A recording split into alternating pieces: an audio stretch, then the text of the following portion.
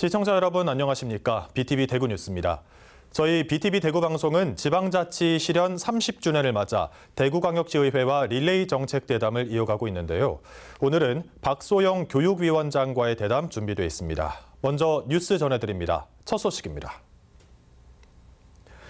이인선 국민의힘 대구시당 위원장이 극우 유튜버 전한길 씨가 직접 정치에 뛰어드는 건 적절하지 않다는 의견을 냈습니다.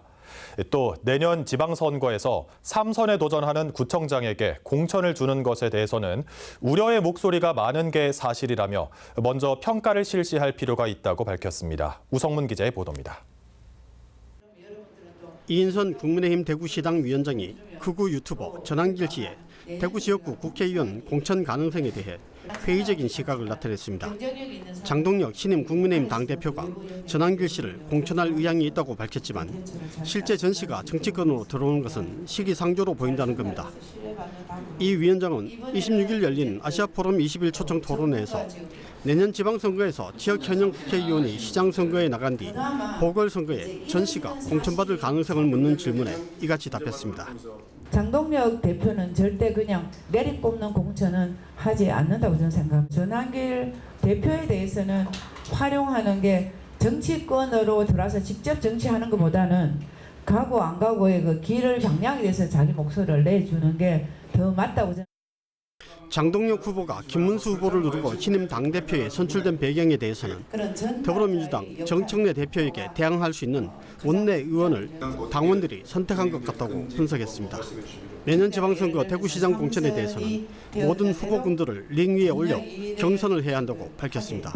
대구가 너무 어렵기 때문에 이 대구의 어려움을 치고 나갈 수 있는 분이 이제 시장을 해줬으면 좋겠는데 대구 경북의 문제를 어떻게 해결할 수 있는 건가 하는 청사진을 보여주도록 저는 링에 다 올려서. 다만 구청장 3선 도전에 대해서는 우려의 목소리가 있다고 했습니다. 현역 구청장과 경선을 할 경우 도전자들이 현역을 이기는 것이 어렵기 때문에 경선은 의미가 없고 사전에 평가를 해서 공천 여부를 결정해야 한다는 의견을 제시했습니다. 현역 구청장을 경선을 붙이면 경선은 붙일 필요가 없고요. 사실 경선을 붙이기 전에 이제 평가를 하겠다는 그게 아마 모든 게 들어 있습니다. 물론 여론조사 돌려볼 테고 또 지지도가 우리 당 지지도보다가 얼마나 낮냐 그런 기준점을 아마 정해서. 장동혁 신임 대표가 선거 과정에서 이른바 찬탄파를 내보내겠다고 밝힌 만큼 분당 가능성이 있냐는 물음에는 분당까지 가진 않을 것이라고 전망했습니다. BTV 뉴스 우성문입니다. 구대 달서구의회가 이전과 달라진 모습을 보이고 있습니다. 감투 싸움, 이권 다툼의 혈안이라는 평가와 달리 최근에는 진영에 상관없이 주민을 위한 의정 활동에 많은 시간을 할애하고 있다는 목소리가 나오는데요. 천혜열 기자가 달서구의회의 모습을 취재했습니다. 구대 달서구 의회가 이전과 가장 달라진 점은 의정 활동입니다. 임시회나 정례회가 열릴 때마다 집행부를 상대로 5분 자유 발언이나 구정 질문을 하기 위해 줄을 서는 모습이 관측됩니다. 신청이 많을 경우 다음 회기로 밀리는 일도 다반사입니다. 실제 구대 의회의 5분 자유 발언 실적을 7대 때와 비교해보면 3배 이상 늘었습니다. 당시 4년 동안 74건에 불과하던 것이 구대 들어 아직 임기가 1년 남았는데도 238건을 기록했습니다. 구정 질문도 6건에서 28건으로 4배 넘게 늘었습니다. 의원이 발의한 조례 역시 7대 때는 69건에 머물렀는데 구대 달서구 의회는 벌써 188건을 발의했습니다. 달서구 의회는 오히려 의회의 이런 활발한 의정 활동의 결과를 정책 지원관들의 지원 덕분이라고 입을 모았습니다. 현재 우리 달서구 의회는 12명의 정책 지원관들이 팀을 이루어서 3개 상임위에서 조례 제정과 정책 연구를 체계적으로 지원하고 있어서 우리 의원들의 완성도 높은 입법 활동과 심층적인 연구 활동을 할 수 있게 된 것이 종전과는 확실히 달라진 변화라고 할 수 있겠습니다. 구대 달서구의회는 특히 후반기 들어 의회 사무국과의 활발한 소통에도 많은 시간을 할애했습니다. 도마 만들기 체험이나 야간 산행, 둘레길 걷기 등 의회 사무국 직원들의 힐링을 위한 교육과 워크숍을 개최하는 것은 물론 의료기관과의 협약을 통해 직원들의 건강을 직접 챙기는 모습도 보였습니다. 의회의 이런 노력은 의회 사무국이 의원들의 의정활동을 전폭적으로 지원할 수 있는 밑거름이 되기도 했습니다. 제 개인적으로는 작년에 산청에서 했던 래프팅이 기억에 많이 남는데 이제 전에 없었던 이런 외부 활동들을 통해서 의회 사무국 직원들이 더 단합될 수 있는 것 같고 이 단결된 힘이 또 의원님들 의정 활동을 하시는데 도움을 드린 것 같아서 정책지원관과 의회 사무국의 지원을 받은 9대 달서구 의회는 무엇보다 지역 현안이나 민원을 해결하는 데 앞장서 왔습니다. 다문화 가정을 위한 체계적인 지원 근거를 마련하거나 바닥 신호 등을 설치한 사례가 대표적입니다. 대명천 홍수를 막기 위해 방어벽을 설치하고 장기공원 어린이 놀이터를 재정비하는 등 그동안 수건 사업으로 남아있던 문제를 해결하기도 했습니다. 어느 특정한 A라는 골목 상권은 온누리 상품권을 이용을 하면서 지금 매출이 계속 올라가는 데이터까지 저희가 확인을 하고 있고 그리고 그 이후에 의원님들이 현장에 방문을 해서 골목 상권이 선정이 됐지만 뭐가 불편하냐까지 저희가 의원님들이 체크를 하고 있습니다. 그러니까 과거와 지금은 뭐가 불편합니다를 하고 끝내는 게 아니라 그 후속까지 이렇게 체크해 주는 걸 보면 이전의 달서구에는 진영을 중심으로 한 이권 다툼과 감투 싸움으로 얼룩져 주민들의 눈살을 찌푸리게 하는 일이 적지 않았습니다. 정파를 가리지 않고 오직 주민만 바라보고 의정활동을 펼치는 달서구의 모습은 다른 기초의회에 귀감이 되고 있다는 평가가 나오고 있습니다. BTV 뉴스 천혜열입니다.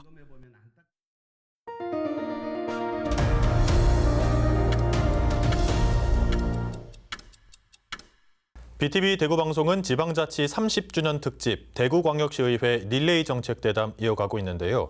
오늘은 박소영 교육위원장과 함께 지방의회에서 바라보는 지방자치의 성과와 과제에 대한 이야기 나누겠습니다. 안녕하십니까? 안녕하세요. 저희 대구 시민 여러분과 BTV 시청자 여러분께 인사 말씀 부탁드립니다. 네. 대구 시민 여러분 안녕하십니까? 대단히 반갑습니다. 대구광역시 의회 교육위원장 박소영 의원입니다. 지방자치 부활 30주년을 맞이해서 이렇게 뜻깊은 자리에 함께하게 돼서 정말 기쁘게 생각합니다. 동구 출신인 저는 주민 여러분의 소중한 선택으로 제9대 대구광역시 의회에 입성해서 전반기에는 통합신공항 건설특별위원회 위원장을 역임했고 현재 후반기에는 교육위원회 위원장이라는 중책을 맡아서 지역 발전과 우리 아이들의 성장 그리고 교육환경 개선을 위해서 열심히 쉼없이 달려왔습니다. 지방자치란 말 그대로 시민이 주인이 되는 민주주의의 실현이자 지난 30년은 그 토대를 굳건히 다져온 시간이었다고 생각합니다. 교육 분야 역시 마찬가지입니다. 행정과 정책의 중심이 지역으로 옮겨올수록 교육의 방향성과 잠재력은 더욱 다양해지고 이것은 자라나는 아이들이 더 풍요로운 미래를 준비할 수 있는 마중물이 될 것이라고 확신합니다. 대구 시민 여러분 그리고 교육가족 여러분 앞으로도 변함없는 관심과 지지로 우리 지역의 지방자치와 교육이 함께 성장하고 발전해 나갈 수 있도록 응원해 주시기 바랍니다. 네, 저희가 지방자치 30주년 특집으로 이 대담을 이어가고 있는데요. 네. 위원장님은 기초의원 3선을 연임하고 이제 대구광역시의회에서 교육위원장으로 일하고 계신데 이렇게 맞는 지방자치 30주년 그 소감이 또 특별할 것 같습니다. 어떤 기분이십니까? 네, 지방자치 부활 30주년을 맞는 지금을 이렇게 되돌아보면요. 저는 동구에서 5대, 6대, 7대에 이르러 3선 의원을 역임하고 현재는 대구광역시의회 교육위원장으로 활동하면서 그 누구보다도 가까이에서 지방의회와 그리고 지방자치 현장을 이렇게 지켜왔습니다. 그런 저로서는 참으로 감회가 깊습니다. 네. 초년 시절에는 지방자치라는 제도가 지역 주민의 일상 속에 얼마나 깊이 스며들 수 있을까, 그리고 얼마나 현장의 목소리를 또 어떻게 의정에 반영할 수 있을까를 늘 고민하고 그렇게 생각을 했습니다. 그렇게 시간이 흐르면서 자치의 영역은 점차 넓어졌고요. 의회에 대한 시민의 기대도 더욱 커졌습니다. 그 길을 함께 걸어온 사람으로서 지난 30년간 지방자치가 시민의 삶을 바꾸고 지역을 발전시키는 힘이 되어온 과정은 매우 뜻깊고 자랑스럽다고 생각합니다. 물론 아직 가야 할 길도 많다고 생각합니다. 그리고 지방의회의 권한은 여전히 제한적이고요. 뿐만 아니라 진정한 자치분권 실현을 위한 그런 제도적 뒷받침도 턱없이 부족한 상황입니다. 하지만 저는 앞으로의 지방자치는 시민의 애정과 그리고 참여로 더 깊어지고 더 단단해질 것이라고 믿고 있고요. 저 또한 더욱 열심히 활동할 것을 약속드립니다. 교육만큼 중요하고 또 교육만큼 시민들의 관심이 높은 분야도 없습니다. 교육위원장이라는 직책이 참 무겁게도 다가올 것 같은데요. 네네. 어떤 신념으로 이 교육위원장직을 이끌어가고 계신지 네. 궁금합니다. 네. 교육위원장이라는 자리는 위원회를 운영하는 직책이기도 하지만요. 크게 보면 지역 교육 발전을 이끌고 개선 방안을 모색하기 위해서 소속 의원들의 뜻을 모으고 결론을 도출해내는 아주 중요한 자리라고 생각합니다. 이것을 위해서 제가 늘 중심에 두는 신념은 바로 현장과 사람 중심의 교육입니다. 법과 제도, 예산도 중요하지만요. 그보다도 더 중요한 것은 교육정책의 당사자인 학생, 학부모, 그리고 이제 교사의 실제 목소리를 듣는 것이라고 믿습니다. 그래서 저는 의정활동을 할 때는 항상 현장을 이렇게 먼저 찾고 있고요. 단 한 건의 민원이라도 직접 확인하고 고민하려고 노력해 왔습니다. 위원장으로서의 역할 중 하나인 회의 진행도 중요하지만요. 우리 위원회 소속 의원 한 분 한 분의 의견을 존중하면서 위원회의 역량을 하나로 이렇게 모아서 어떤 실질적인 변화를 만드는 중심축이 되는 것도 중요하다고 생각합니다. 그래서 저는 우리 교육위원회가 소통과 협력 속에서 대구 교육의 방향타가 될 수 있도록 늘 노력하고 있습니다. 우리 교육위원회는 앞으로도 내실 있게 실천을 우선하는 데 의정 역량을 집중함으로써 시민 모두에게 더욱 사랑받는 위원회가 될 것을 약속드립니다. 네, 이번엔 의원님의 의정 활동의 세부적인 내용에 대해서 좀 여쭤보겠습니다. 네. 임시회 5분 발언을 통해서 대구의 관문이죠. 동대구 환승센터의 주차난 해소를 위한 대구시 대책을 촉구하셨는데 시민들이 많이 공감을 했을 것 같습니다. 위원장님이 보시기엔 이게 어떤 문제가 있다고 보십니까? 네. 그러니까 지난 7월이죠. 제 318회 임시회 5분 발언을 통해서 저는 동대구 복합환승센터 일대에 이렇게 반복되는 주차난 문제를 해결하기 위한 근본적이고 실질적인 대책 마련을 대구시에 촉구했습니다. 네. 아주 잘 아시겠지만 동대구 복합환승센터 일대는 고속철도 그리고 시외버스, 지하철, 시내버스까지 이렇게 한 곳에서 연결되는 대구의 관문이자 하루에 수만 명이 이용하는 대표적인 교통 허브이지 않습니까?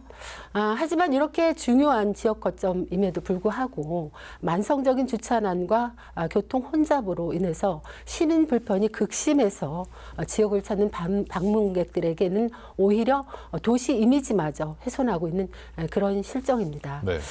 뿐만 아니라 환승센터 내 주차장은 상시 포화 상태고요. 특히 환승센터 밖을 보면은요, 주말과 공휴일 그리고 행사 기간에는 아주 긴 주차 대기 행렬과 교통 정체 그리고 불법 주차로 인한 보행자 안전까지 위협받고 있는 그런 실정입니다. 물론 그동안 대구시에서도 주차 공간 확충에 힘써온 것은 분명합니다만 이제는 기술적인 문제라든가 민간 협력 그리고 도시 공간 전략이 이렇게 유기적으로 결합된 그런 지속 가능하고 정교한 주차 정책 도입이 필요한 실정이라고 이렇게 생각을 합니다. 시민 여러분의 불편과 안전이 계속 방치되지 않도록 저 역시 계속해서 현장을 확인하고 문제를 점검해서 우리 시민들이 변화를 느끼고 체감할 수 있는 개선 방안과 그리고 해결책을 추진해 나가는 데 최선을 다하도록 하겠습니다. 네. 또 6월 정례회에서 발의하신 조례도 있는데요. 어린이 놀이시설 안전 강화를 위한 조례. 정확히 어떤 내용인지 한번 소개를 부탁드립니다. 네, 이 조례는요, 우리 아이들의 건강한 성장과 발달에 필수적인 공간인 어린이 놀이시설에 대한 교육감의 책무를 규정했고요. 거기에 어린이 놀이시설 내 제한 행위를 추가함으로써 놀이시설에 대한 체계적이고 효율적인 관리를 통해서 이용자의 안전을 보다 강화하고자 그렇게 했습니다. 현재 대구시 교육청 소관 놀이시설을 보면 안전사고 발생 빈도가 이렇게 낮긴 해요.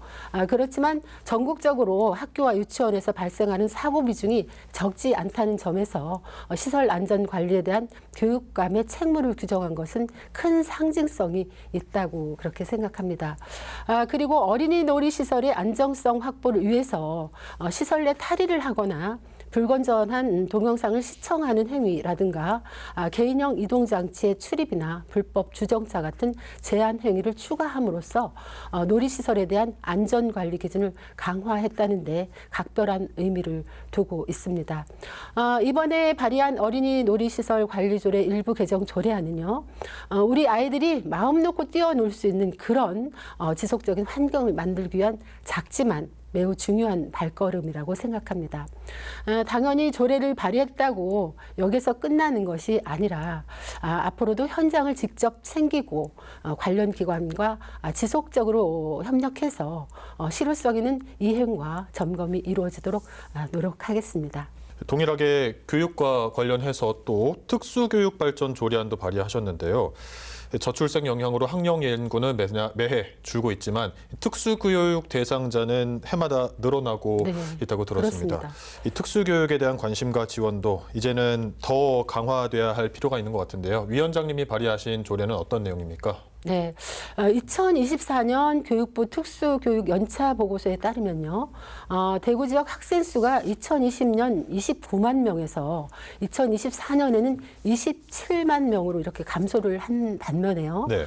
특수교육 대상자는 같은 기간에 5천여 명에서 6천여 명으로 특수교육 수요가 꾸준히 증가하고 있는 그런 상황이거든요.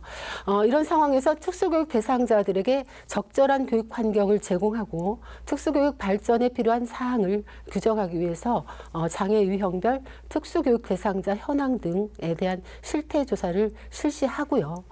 또 관련 통계를 작성하고 관리하도록 그렇게 했습니다. 그리고 지역별 장애 유형별로 균형 있는 특수교육기관 설치나 운영을 통해서 특수교육 대상자의 원활한 배치와 교육을 하도록 규정하는 등 특수교육 대상자의 학습권 보장과 자아실현에 기여하고자 그렇게 했습니다. 아시다시피 모든 학생은 장애 유무와는 관계없이 그 존엄성과 개별성을 존중받으면서 교육받을 권리를 가질 텐데요.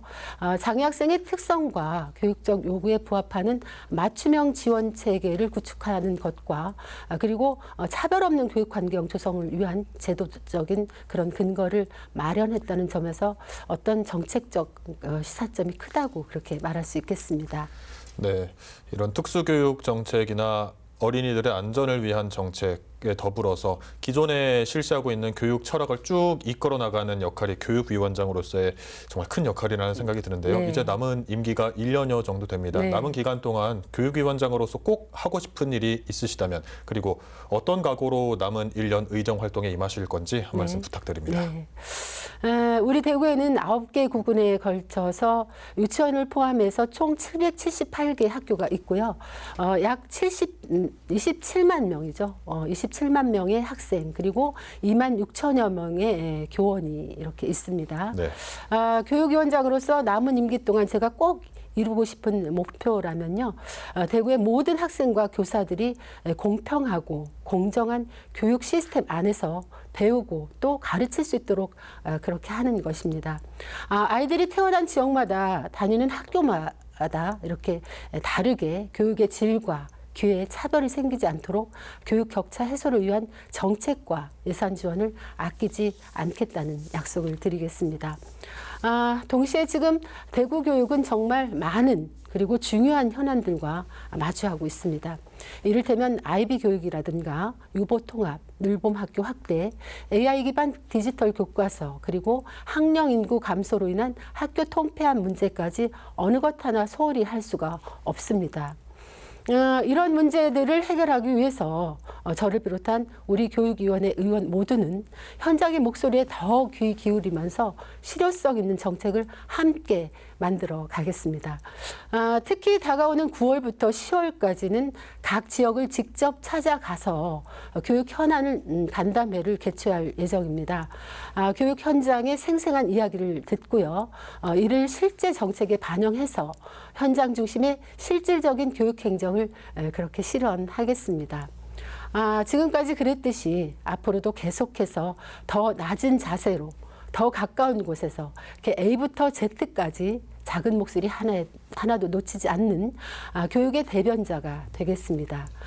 교육 자치를 향한 치열한 발걸음 또한 멈추지 않겠습니다.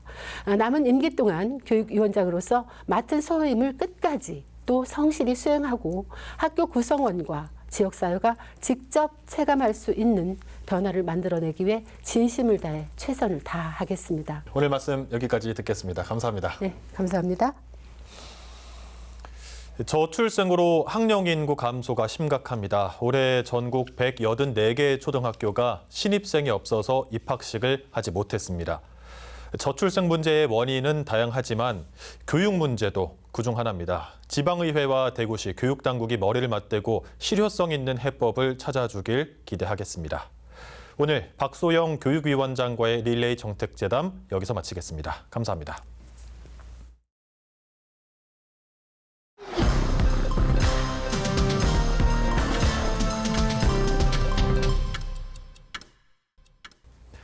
달서구가 반려견과 보호자를 위한 펫 건강 아카데미를 엽니다.